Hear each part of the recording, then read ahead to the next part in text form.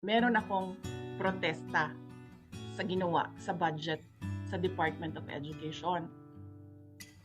Sinubukan ko na ayusin siya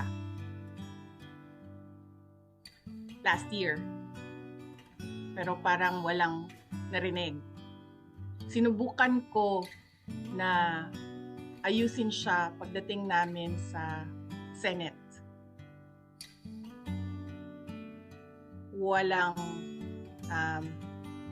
nagawa yung mga senators. And meron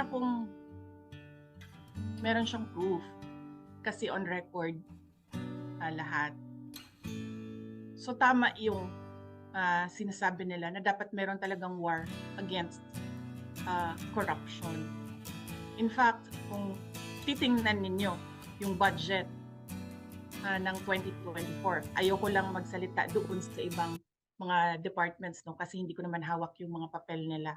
Pero kung basahin mo lang yung GAA at i-trace mo kung saan pumupunta yung pera, makikita mo na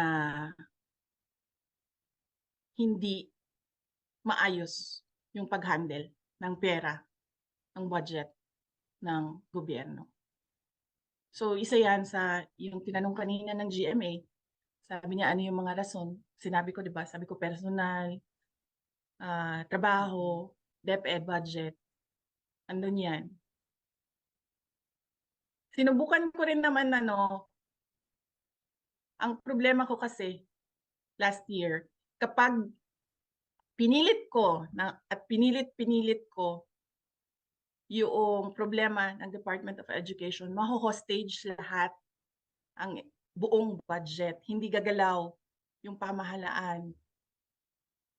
At hindi din siya, makakasira din siya sa bayan kung ma-hostage yung budget. Pero sinubukan kong itama yung nakita kong mali. Pero syempre, wala akong nakuhang suporta at wala akong nakitang pagbabago.